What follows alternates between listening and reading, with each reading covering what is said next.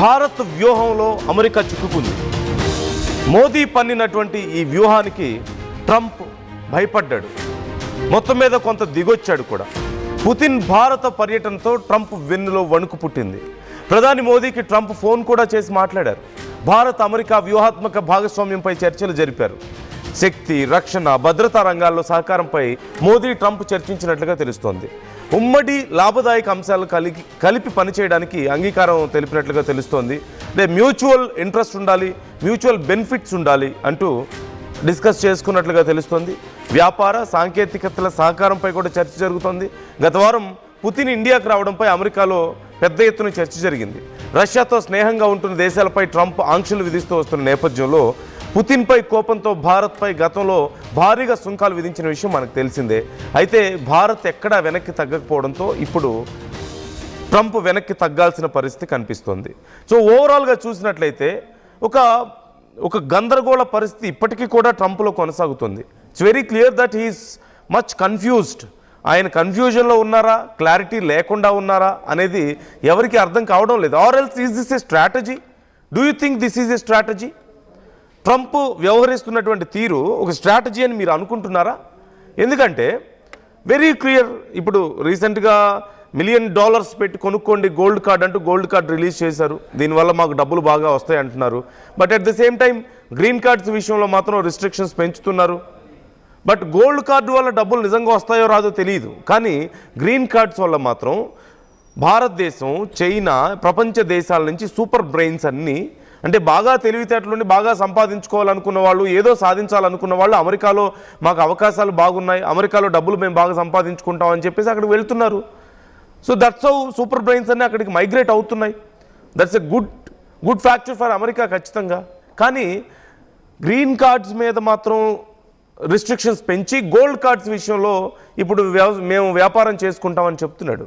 Do you think really gold cards can help America? $1 million కట్టేస్తే చాలు మీకు ఇక్కడ పౌరసత్వం ఇచ్చేస్తామని చెప్తున్నారు.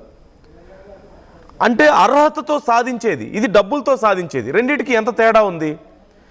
గోల్డ్ కార్డ్ అనేది డబ్బులు కడితే ఇచ్చేస్తారు. బట్ గ్రీన్ కార్డ్ అనేది అర్హత.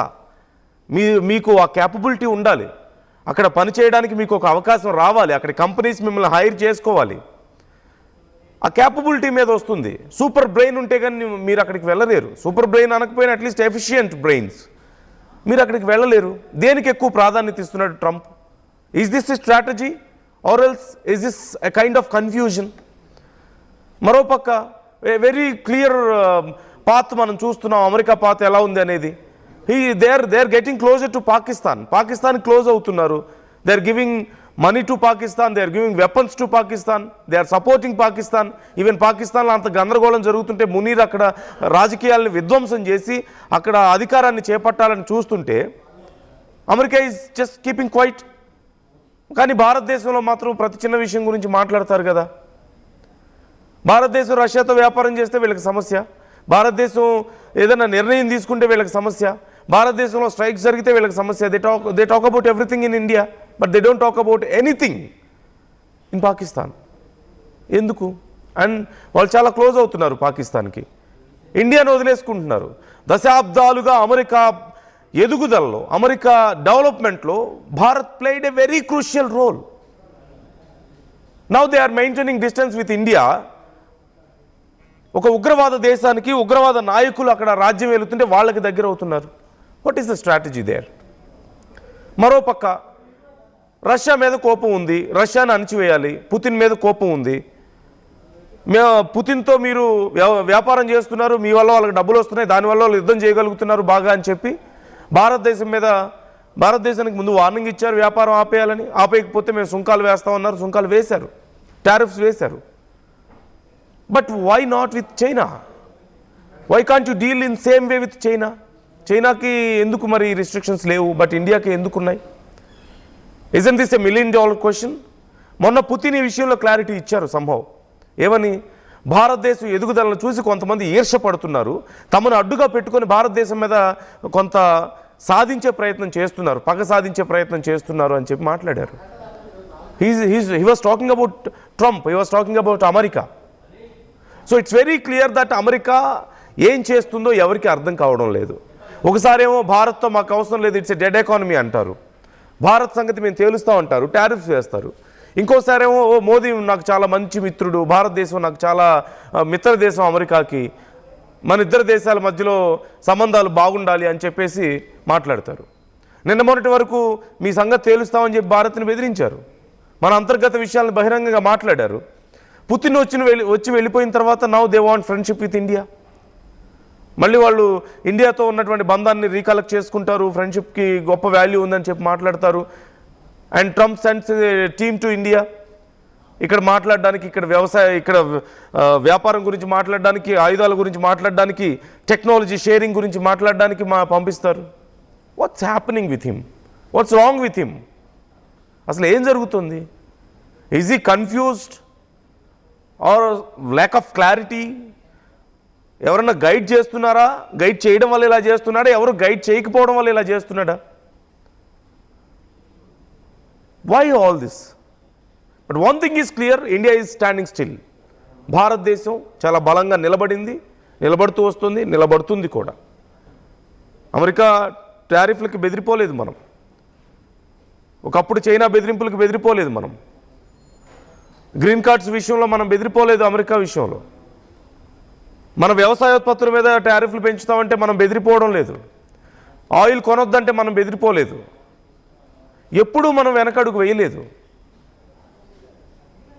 ఇండియాలో లేదు అది వెనకడుగు వేయటం. But we just keep quiet because we don't want to make any unnecessary noise. We don't want to rupture things unnecessarily. అవతలి వాళ్ళు ఫూలిష్గా ఉన్నప్పుడు మనం కూడా దానికి తగ్గట్లుగా రియాక్ట్ అవుతుంటే we become fools at some point. So India don't want to reach that stage, that level, that low level.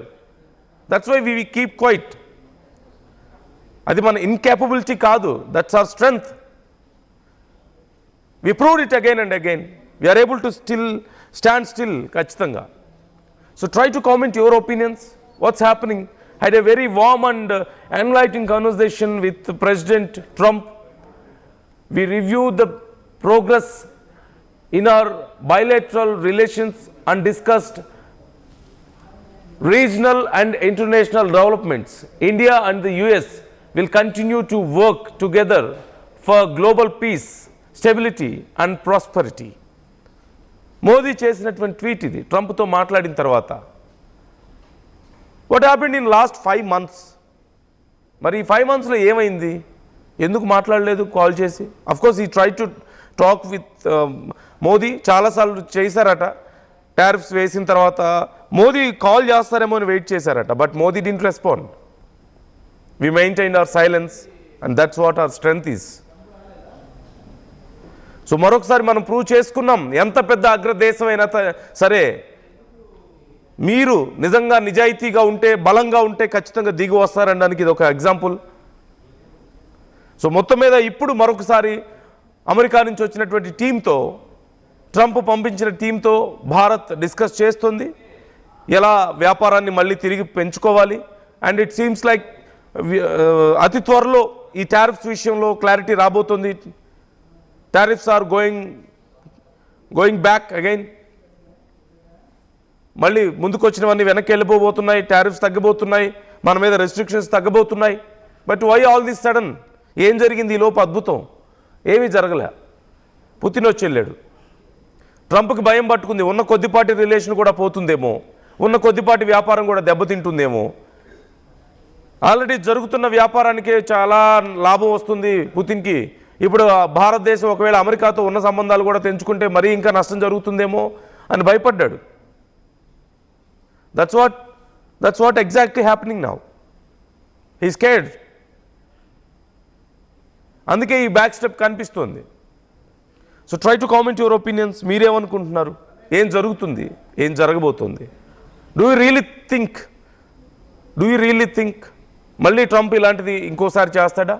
Bharat విషయంలో ఇలా భయపెట్టే ప్రయత్నం చేస్తాడా? As per my opinion, of course is going to do that again. మరొకసారి చేస్తాడు ఖచ్చితంగా. అవకాశం కోసం ఎదురు చూస్తాడు అంతే. He don't have any standards, morality grounds, standards లాంటివి పెద్దగా ఉండవు. It's all about benefits, loss gains వీటి మీద డిపెండ్ అయి ఉంటుంది Trump. He is a business mind కదా. He thinks is a great business personality in the world. ప్రపంచంలో తనకు తెలిసినంత గొప్పగా బిజినెస్ ఎవరికి తెలియదు అనుకుంటారు కదా. So try to comment your opinions.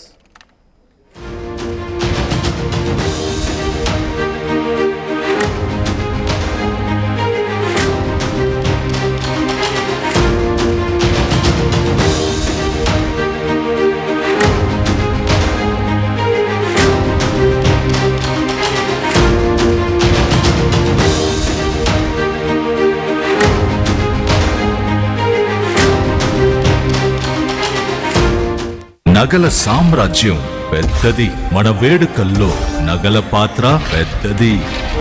నగల్లో మన సంప్రదాయం అది పెద్దది. అదే విధంగా నగలు కొనేటప్పుడు మీ సేవింగ్స్ కూడా ఇకపై పెద్దగా ఉంటుంది. అన్ని నగల తరుగును ముందు కన్నా ఇంకా తగ్గించాం. ఈ తక్కువ తరుగును చూస్తే వెంటనే నగలు కొనేస్తారు. డైమండ్ జ్యువెలరీ ధరలు కూడా పెద్ద లెవెల్లో తగ్గించాం. ఇకపై అందరూ డైమండ్ జ్యువెలరీ కొనుక్కోవచ్చు. ఏ ఆఫర్లోనూ పక్కదారి పట్టకండి.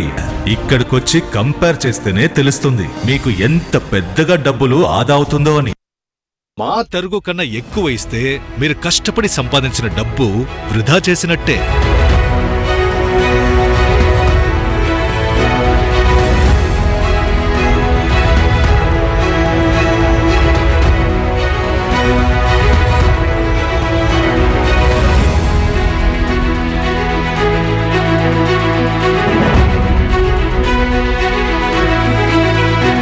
లలితాలో నగలు కొనండి, ఎక్కువ డబ్బులు ఆదా చేయండి.